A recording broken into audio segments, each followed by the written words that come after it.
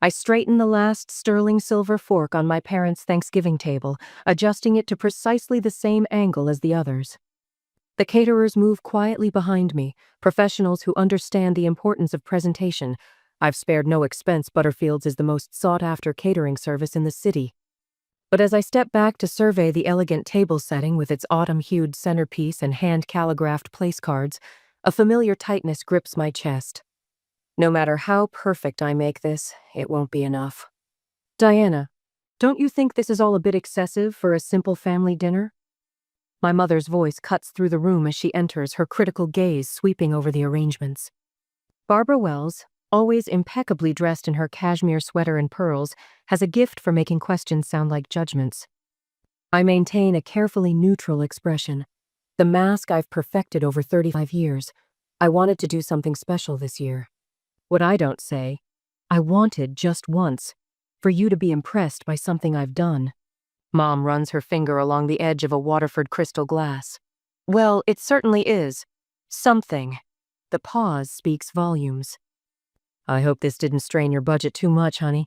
We would have been perfectly happy with my usual turkey and stuffing. I bite back the truth that threatens to spill out, that this dinner, which would indeed strain most people's budgets, represents less than a day's income for me. That Authentique, my little antique shop as they dismissively call it, authenticated a Fabergé egg last month for a 7-figure commission. That the modest monthly deposits I've been making into their account for the past 3 years have quietly paid off their mortgage.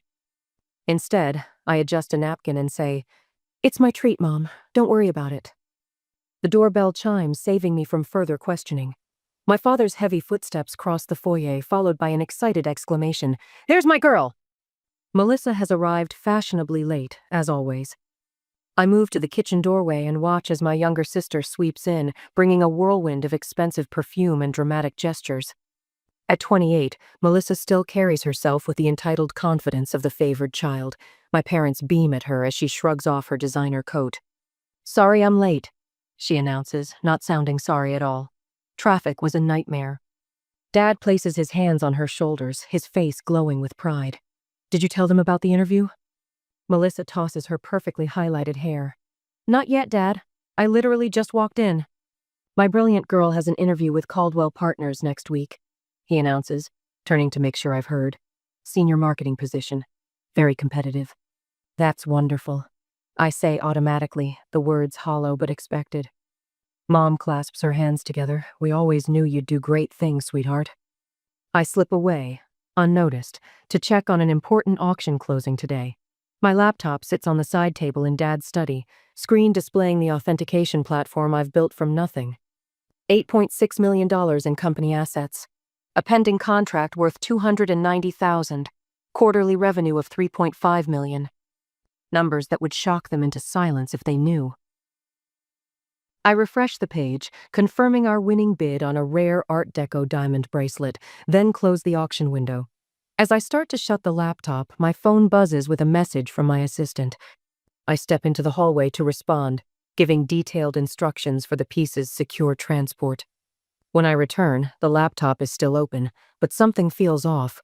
I scan the room, noticing nothing obviously disturbed, yet the prickle at the back of my neck persists. "Dinner's ready," Mom calls from the dining room.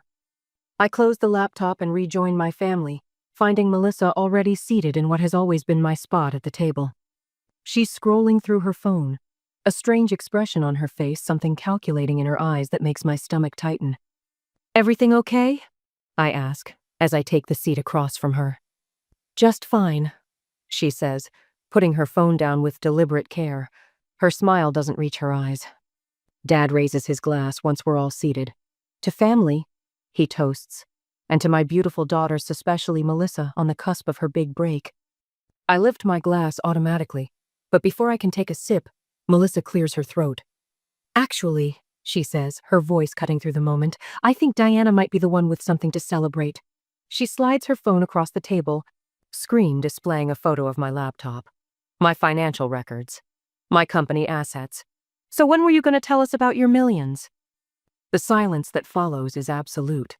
A fork clatters against fine china as Mom's hand goes limp. Dad's face darkens to a dangerous red as he stares at the screen, then at me. "This can't be true," Mom whispers, her voice tight with accusation. "How long have you been hiding this from us?" I sit frozen, watching as the carefully constructed wall between my real life and my family life crumbles completely. "All this time," Dad says, his voice rising, "we've worked hard our whole lives, and you sat on millions without helping us?" The unfairness of his words stings like a physical blow. I think of myself at 18, scholarship letter in hand, my parents dismissive because it wasn't the full ride Melissa would later receive. The 3 jobs I worked while putting myself through college, the graduation they missed because Melissa had a dance recital. The years of building my company while they patronizingly asked when I'd find a real career. "Diana owes us an explanation," Melissa says, her voice trembling with perfectly practiced indignation. "And honestly, some help. I have $85,000 in student loans from my MBA. The same MBA our parents encouraged her to pursue while telling me my art history degree was impractical. Something shifts inside me, a lifetime of accommodating, explaining, diminishing myself to keep the peace suddenly crystallizes into something hard and sharp and clear. "I've been sending you $2,500 every month for the past 3 years, I say quietly, looking directly at my parents. Their stunned expressions would be comical if they weren't so painful. And I don't owe anyone in this family anything. The scrape of my chair against hardwood floor sounds unnaturally loud as I stand. With deliberate calm, I gather my belongings sparse, phone, car keys feeling strangely light as I walk toward the door, leaving the untouched meal behind. I close the door with quiet finality, the sound of my family erupting into chaos fading as I step into the cool November air, free at last. My phone glows in the darkness of my apartment, the harsh blue light illuminating the silence I've wrapped around myself like a shield. It's been 48 hours since I walked out of my parents' house, leaving behind a Thanksgiving dinner that cost more than their monthly mortgage payment, a payment I've been quietly making for years. I tap the screen. 45 missed calls, 123 unread text messages, all from the same 3 people. How could you let your parents struggle all these years? We're family. Family shares, don't be so selfish. I need help with my loans, Diana. You owe me this. I set the phone face down on my coffee table, the cedar surface cool beneath my fingertips. The irony doesn't escape me. For years, I've craved their attention, worked for their approval, longed for them to see me. Now that they've discovered what I'm worth in dollars, they suddenly can't stop reaching out. Funny how being ignored feels preferable now. My fingers hover over the block button. Not yet. Some small, wounded part of me still hopes for an apology, an acknowledgement, anything that suggests they value me beyond my bank account. The phone vibrates again, skittering across the polished wood. This time, it's not a text but a notification from Facebook. Reluctantly, I open it, then wish I hadn't. Melissa's post sits at the top of my feed, already gathering likes and comments like flies on honey. So disappointing when your own sister is secretly rich but lets her family struggle. Some people forget where they came from. The comments pour in beneath it. "That's terrible. Family should come first." I always thought Diana seemed stuck up. Rich people are so greedy these days. My cousin Angela, who hasn't spoken to me in 5 years. She never even helped when Mom needed surgery. I never knew about any surgery. No one told me. I close the app, but the damage is already seeping through my carefully constructed walls. My company email pings with a new message, then another, and another. "Hello, Diana, this is your Uncle Steve. I didn't know how else to reach you. Diana, it's Aunt Patricia. We're having some financial difficulties with Jason's college tuition. I know we haven't spoken in years, but I've always thought of you as family." The knot in my stomach tightens as my private life becomes public fodder, my success transformed into their entitlement. I've spent years building Authentique, working 16-hour days, risking everything on my expertise and judgment.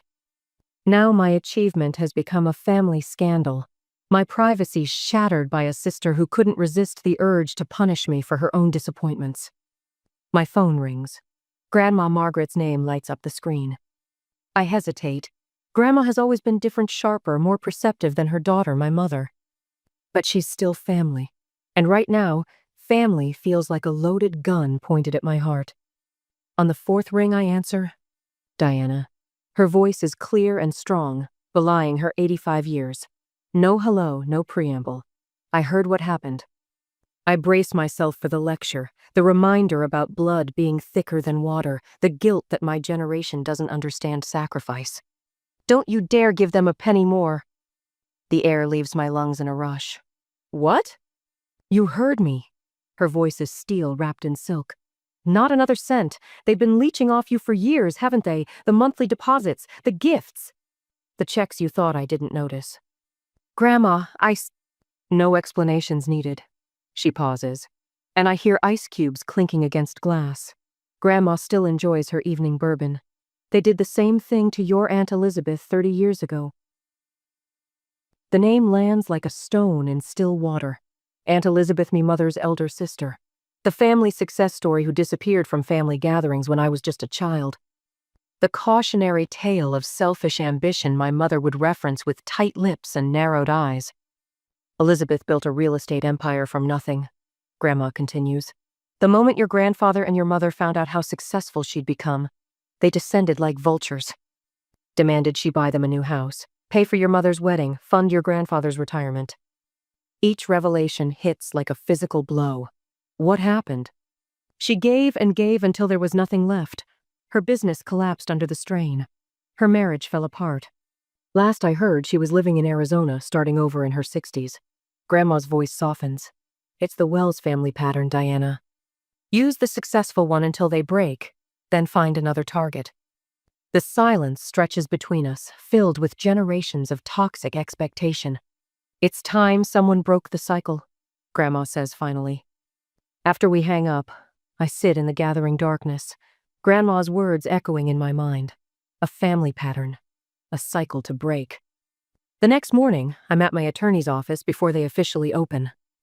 Marion listens without judgment as I explain the situation, her practiced eyes taking in the dark circles beneath mine, the tension in my shoulders. We'll start with documentation, she says, sliding a legal pad across her desk. Every dollar you've given them. Every text demanding more. Every social media post attempting to shame you. I nod, already feeling lighter as I begin listing dates, amounts, transfers. Then a cease and desist letter, she continues, followed by security upgrades for both home and office, and we'll need to change your emergency contacts immediately. For 3 hours, we methodically construct a fortress around my life and business. Each signature, each document represents another brick in the wall between the family I was born into and the life I've built. When I leave Marion's office, the winter sun feels brighter somehow. I take out my phone and, with 3 decisive taps, block their numbers. The silence that follows isn't empty, it's peaceful. For the first time in years, I can hear myself think. Monday mornings at Authentique always carry a sense of purpose. I step through the glass doors of our office building, the familiar weight of my leather portfolio in hand, mind already cycling through the day's appointments. The subtle scent of fresh flowers fills our reception area white orchids, my signature touch for our clients who appreciate the finer details. But something is wrong. Camille, our receptionist, meets my eyes with an uncomfortable expression I've never seen on her normally composed face. Miss Wells, she says, voice pitched slightly lower than usual. Your family is here to see you. The words hit like an unexpected appraisal error.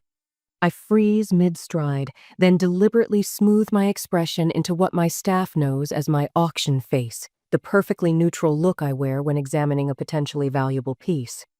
They're here. After a week of digital siege, the calls, the texts, the social media campaign, they've brought the battle to my territory. And there they sit in my reception area. Barbara with her perfectly coiffed silver blonde hair and cashmere cardigan. Richard, ramrod straight in his navy blazer, jaw clenched tight.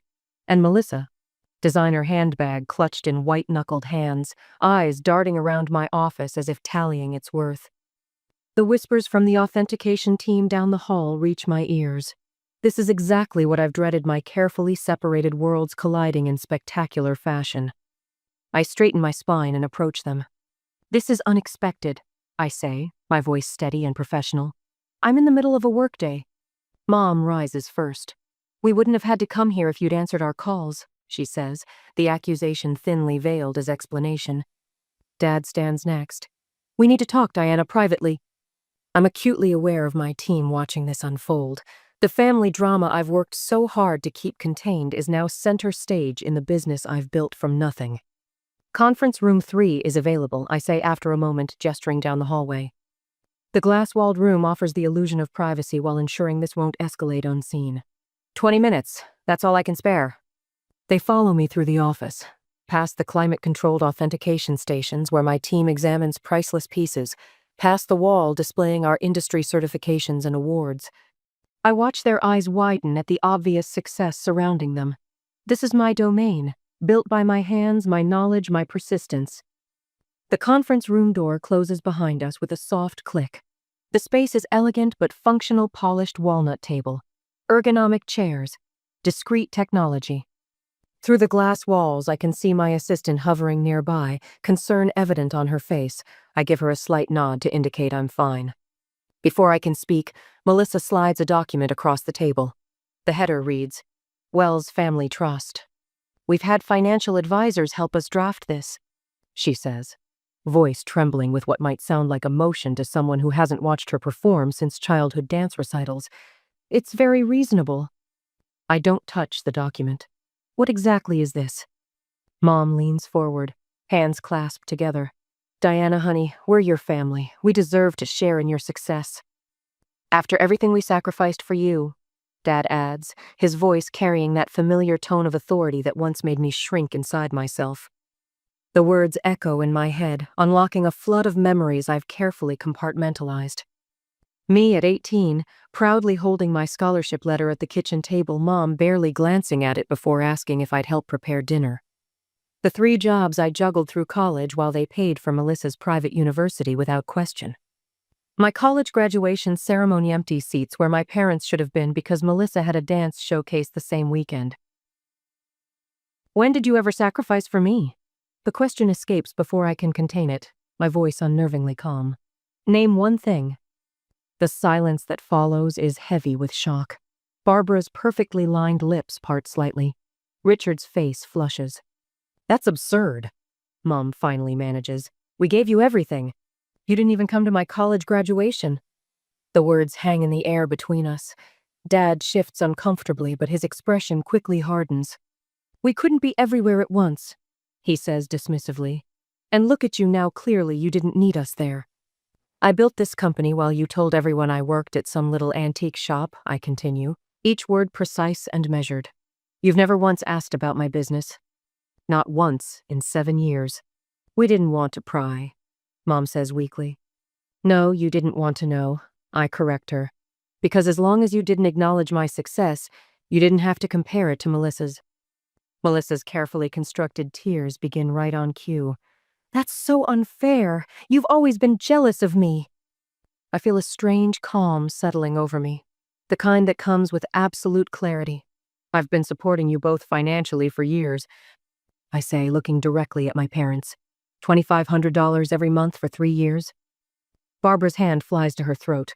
Those deposits, we thought they were from your father's pension adjustment. They weren't, and that support ends today. Richard's face darkens to a dangerous red. He rises from his chair, knuckles pressed against the polished conference table. We're entitled to a share of your company. The word entitled reverberates through me. It's the perfect distillation of everything wrong between us, the expectation that my success is somehow their possession, that my achievements exist to serve their needs. I reach for the intercom button with deliberate calm. Elaine, would you please ask security to come to conference room 3? You would throw your own parents out? Mom gasps, shock transforming her features. I meet her eyes directly. You stopped being parents to me long ago. The silence that follows is absolute. Even Melissa's theatrical sobs quiet as the reality of the situation sinks in. The door opens, and 2 members of our building security team enter, James and Marcus, both consummate professionals who handle our high-value transfers. They stand quietly, waiting for instruction. These people need to be escorted from the building, I say, my voice steady. They are not to be admitted again without my express permission. Dad's face contorts with rage. You ungrateful! Mr. Wells, James interrupts with respectful firmness. Please come with us. As they gather their belongings, Mom clutching her purse like a shield, Dad seething with barely contained fury, Melissa turns to deliver her parting shot. "This isn't over," she hisses, eyes narrowed. I watch them being led through my office, past my employees who quickly pretend to be absorbed in their work. The glass doors close behind them, and I remain standing in the conference room, the rejected Wells family trust document still lying on the table. "Yes, it is," I whisper to myself, the words carrying the weight of finality. When I step back into the main office area, my team studiously avoids making eye contact. Only Elaine approaches, concern evident in her expression. "Everything okay, Miss Wells?" I straighten my shoulders, feeling lighter than I have in years. "Schedule the senior team for a meeting at 2. We have the Harriman authentication to finalize." As I walk to my office, I feel the subtle shift in the atmosphere, a new respect mingled with curiosity. They've witnessed something rare. Diana Wells drawing a line that cannot be crossed. I close my office door and take a moment to breathe. In the polished surface of my desk, I catch my reflection, shoulders back, head high, eyes clear. For the first time in my life, I've chosen my own worth over their approval. And it feels like freedom. I study the weight of the fountain pen in my Handan antique Mont Blanc with a flawless 18K gold nib. It's the pen I use for authenticating the most valuable pieces in my collection. Today, it seems fitting that I use it to authenticate my freedom. "Take your time, Diana." Martin Abernathy's voice is steady, professional. At 62, he's been practicing family law for longer than I've been alive. His office smells of leather-bound books and lemon polish, a fortress of calculated calm.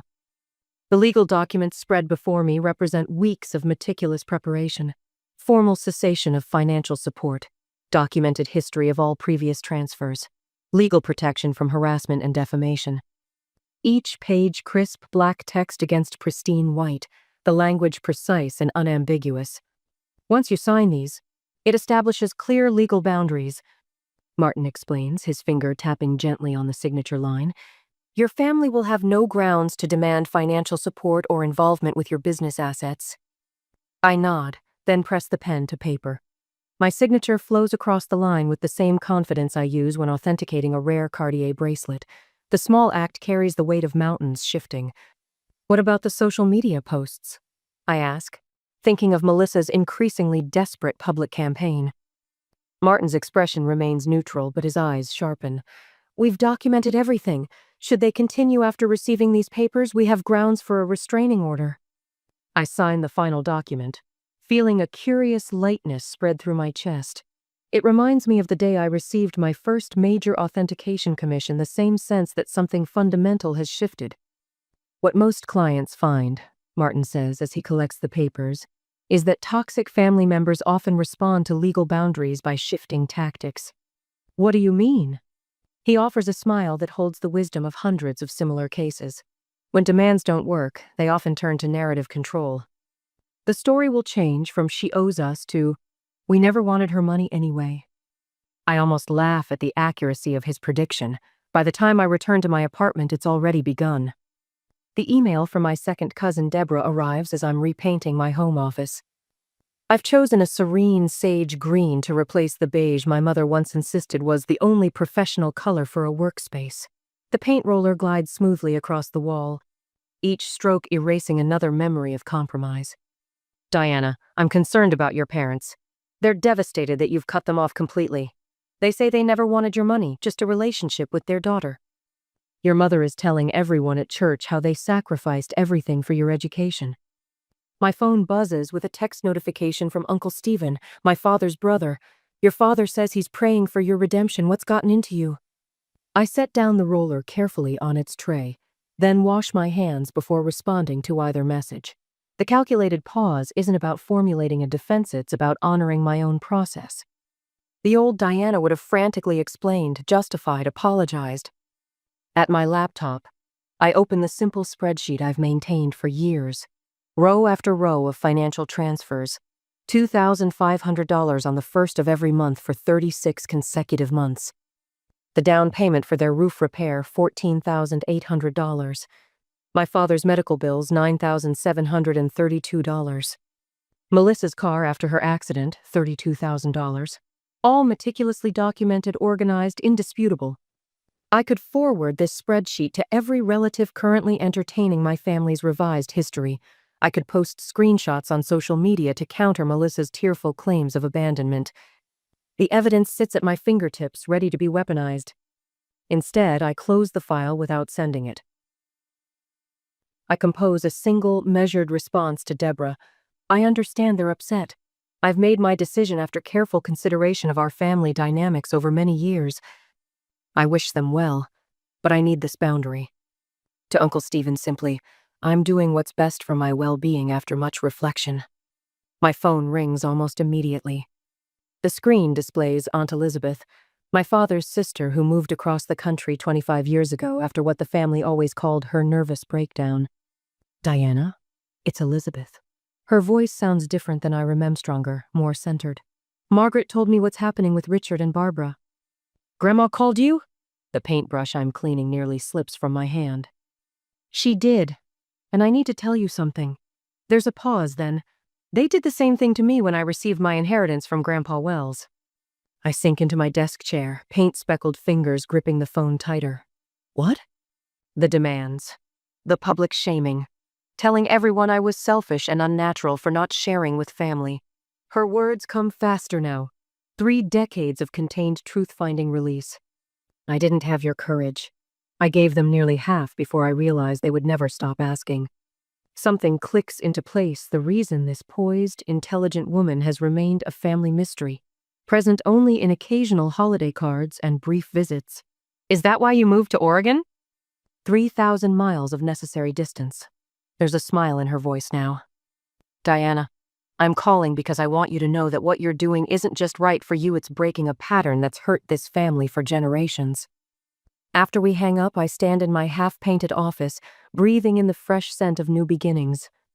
On my desk sits a legal document confirming receipt of the cease and desist letters by all 3 family members. The notification light on my phone has finally stopped blinking. The constant barrage of messages has ceased the digital equivalent of held breath. They've received the papers. They know this isn't a temporary emotional response they can wait out. I return to my painting, completing the wall with long, deliberate strokes. Tomorrow, I'll take down the family photos that have hung in uncomfortable obligation. The frames are beautiful antiques. I'll repurpose them for photography from my recent trip to Prague. For the first time in 35 years, I feel truly seen not by my parents, who never could see me clearly but by myself. In the quiet stillness of my apartment, I recognize that their power existed only in my desperate hope for their approval. The next morning, I wake with purpose. I remove each family photo from the walls, feeling the weight of obligation lift with every frame I take down.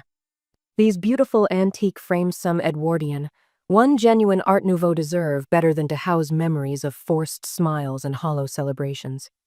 I lay them carefully on my dining table, wiping away the fine layer of dust. Next come the obligatory birthday gifts, the scarf my mother gave me, to add some color to your drab wardrobe, the business card holder from my father engraved with the wrong middle initial. Each item goes into a donation box, making space for what truly matters. By afternoon, I've rearranged the furniture, positioning my reading chair to face the eastern window where morning light streams in rather than against the wall, as my mother had insisted looked more appropriate. I unpacked the Turkish rug I purchased in Istanbul, but kept in storage because it wouldn't match the family aesthetic if they visited. As the last stroke of paint completes the transformation of my walls, I understand that freedom isn't found in dramatic gestures or public vindication. It's found in the dignity of truth, held close and honored, and in the quiet power of creating a space that finally, completely belongs to me alone. Morning light streams through the floor-to-ceiling windows of Authentique's expanded offices, bathing the conference room in a warm glow that catches on the polished mahogany table. I straighten my notes, feeling the weight of the vintage watch on my wrist grate, grandmother's only heirloom I've kept close. The Bergman collection authentication yielded a 17% increase in fourth-quarter revenue, I tell the board members seated around me. And our new blockchain verification system has already attracted 3 major auction houses. Thomas Whitehill, my longest-serving board member, leans forward. Remarkable growth, Diana, especially considering the personal challenges of the past 6 months. I meet his gaze steadily. My personal and professional lives operate in different spheres now, Thomas, to everyone's benefit. The unspoken acknowledgement passes between us show I've transformed since cutting ties with my family. No more late-night panic calls from Mom about their mortgage payment. No more emergency transfers to cover Melissa's latest crisis. No more diminishing myself to maintain their comfortable illusions. Have you found that success comes more easily when you're free from toxic relationships? For me, the answer is an unequivocal yes. After the board meeting concludes, I walk the expanded floor of our operations center.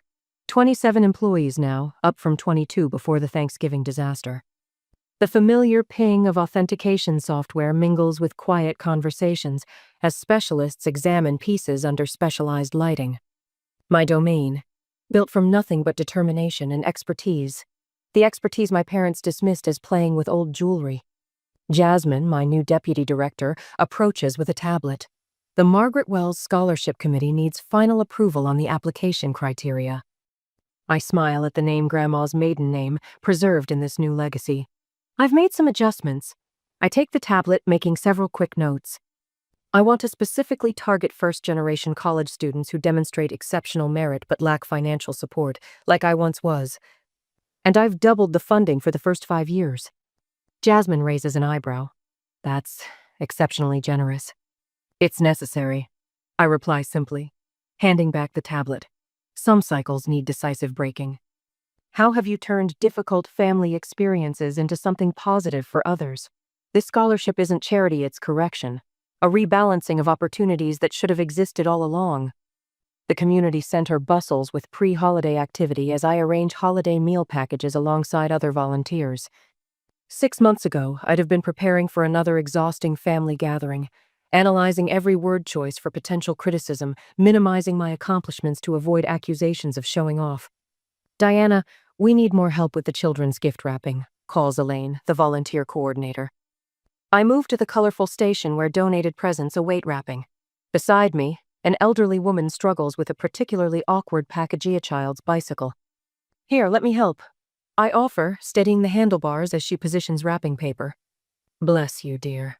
She smiles. My daughter usually helps, but she couldn't make it today. I'm happy to fill in, I say, carefully creasing a corner. And where's your family today? The question would have stung 6 months ago. Now I simply meet her eyes. I'm spending the holidays with chosen family this year. She nods, a knowing light in her eyes. Sometimes those are the most important kind. We work in companionable silence, her gnarled fingers moving with surprising dexterity. When we finish, the bicycle is transformed into a festive masterpiece. Perfect teamwork, she declares.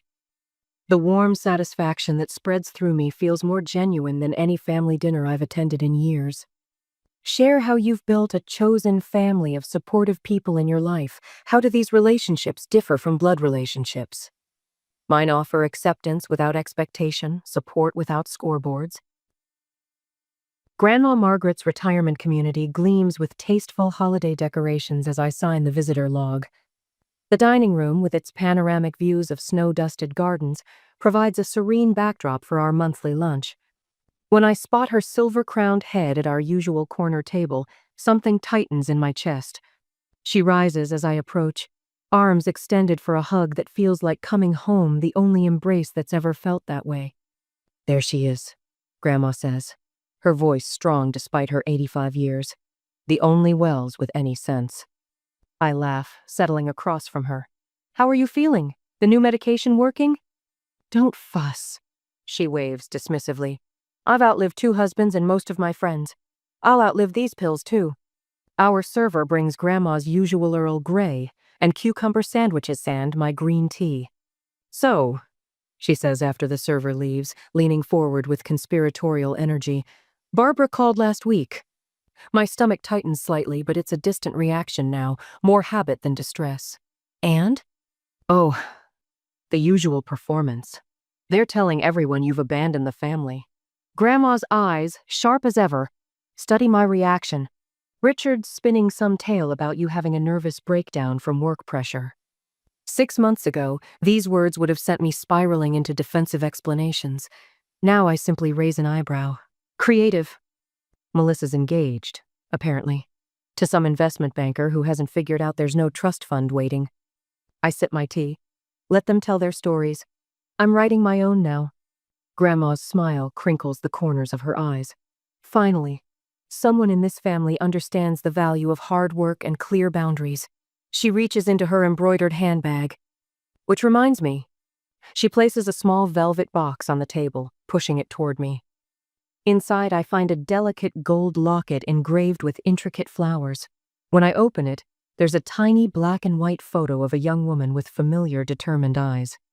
My mother, Grandma explains. Your great-grandmother Elizabeth, the original family rebel. She taps the locket. She left her controlling parents to become a teacher when women were expected to simply marry well. Started over with nothing but determination. You never told me this story, I say, tracing the engraving with my fingertip. Some family history is worth preserving, Grandma says. Just not the toxic parts. What parts of your family legacy do you choose to preserve? And which parts have you decided to leave behind? The question lingers as I clasp the locket around my neck, feeling its weight against my collarbone. I have something for you, too. I slide an envelope across the table. I hope you don't mind that I used your maiden name. Grandma opens the envelope, unfolding the Scholarship Foundation documents. Her hands tremble slightly as she reads. The Margaret Wells Scholarship for First-Generation College Students. Her voice catches. Diana. The first recipients will be selected next fall, I explain. I thought, maybe you'd like to help choose them. She reaches across the table, her weathered hand covering mine. I would be honored. After a moment, she straightens, composure returning. Now, about our trip to Europe this spring, I've been researching those jewelry museums you mentioned in Vienna. As we plan our journey, I realize I'm finally building the family legacy I've always wanted, one based on genuine connection rather than obligation, on mutual respect rather than manipulation. The foundation I've created isn't just financial, it's the solid ground of self-worth I've fought to establish. The family I've chosen, including the one blood relative who truly sees me as the one I deserve. I reach for a bright red bell pepper, weighing it in my palm. It's firm, unblemished, perfect for the roasted vegetable medley I'm planning for tomorrow's Thanksgiving dinner. Around me, the market bursts with color-vibrant orange pumpkins, deep purple eggplants, and forest green kale, creating a harvest palette that delights my senses. The gentle misting system sprays over the produce with a soft hiss, releasing the earthy aroma of fresh vegetables. Not catered this time. My own recipes, my own hands, preparing food for people who genuinely want to be at my table. Diana?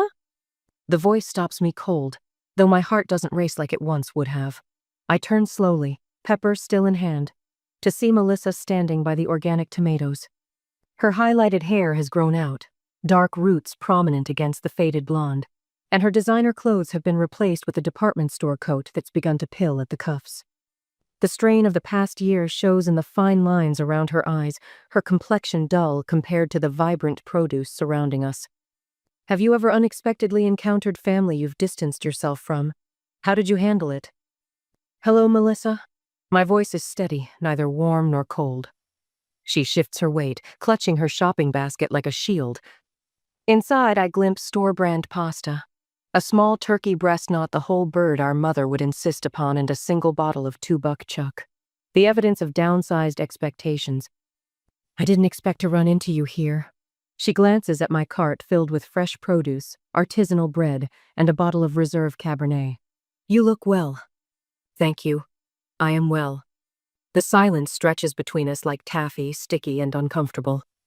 The bustling market noise fades into the background, the beeping of checkout scanners, the squeaking of cart wheels, the murmur of other shoppers, all muted by the awkward tension of our unexpected reunion. A year ago, this encounter would have filled me with dread, with guilt, with a desperate need to smooth things over. Today, I simply wait. Mom and Dad are having a small dinner tomorrow, she finally offers, her tone carefully casual. Nothing fancy.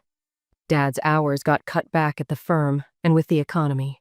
She trails off, the unspoken request hanging in the air between us. I place the pepper in my cart, the soft thud it makes against the metal basket punctuating my decision not to take her bait. I'm sorry to hear that. I hope things improve for them. Melissa's eyes widened slightly at my response, compassionate, but lacking the immediate offer of financial rescue she clearly hoped for. A flash of frustration crosses her face before settling into something more contemplative. Could you maintain such composure if faced with a similar situation? They ask about you sometimes, she says, her voice softer now. Mom doesn't say it, but I think she regrets how everything happened. I nod, acknowledging her words without jumping to fill the space with promises or apologies. That's good to know. A year ago, I might have interpreted this as an opening to repair what was broken, rushing back into the dysfunction with checkbook open. Now I recognize it for what it is, a tentative acknowledgement that perhaps they were wrong, wrapped in another subtle attempt to access my resources. And you? I ask, genuine curiosity in my voice. How are you doing, Melissa? Something shifts in her expression, surprise perhaps, that I would ask about her welfare without agenda. It's been educational. I finally got a job.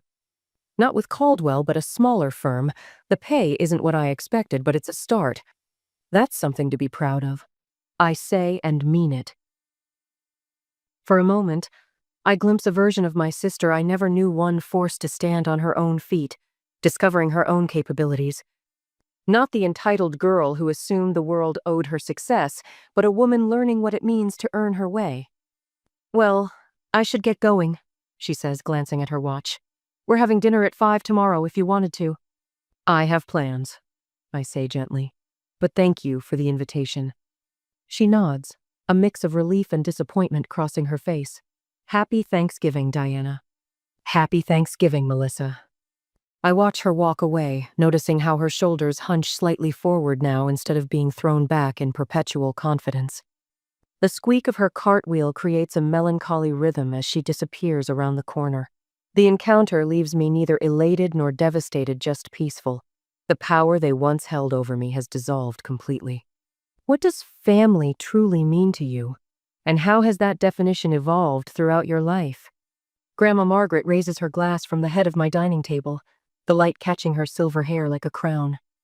Around her sit my chosen family, Elise and Jerome from the gallery, my attorney Sarah and her husband, my restoration specialist Tomas, and 2 scholarship recipients who had nowhere to go for the holiday.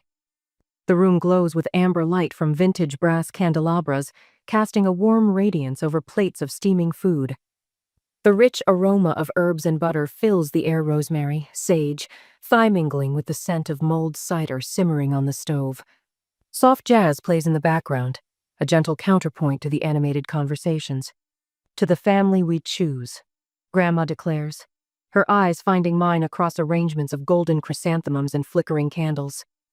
To the family we choose, we echo, the warm chorus of voices blending in harmony, glasses clinking with a crystalline music that speaks of celebration and genuine connection. As conversations bloom around the tableart history debates, gentle teasing, genuine interest in each other's lives, I take a moment to absorb it all. The tactile pleasure of the linen napkin in my lap, the weight of my great-grandmother's silver in my hand, the embracing comfort of being surrounded by people who choose to be here, with me, exactly as I am. Laughter erupts at something Jerome said, the sound so different from the tense, measured responses at my parents' table a year ago. This laughter is full-bodied and real, rising and falling like music, unrestrained by judgment or competition. Share how you've created meaningful traditions with the people who truly support you. What makes these special? Sometimes the greatest gift we can give ourselves is the courage to write our own story. Mine is still unfolding, each page more authentic than the last. And for the first time in my life, I can't wait to see what comes next.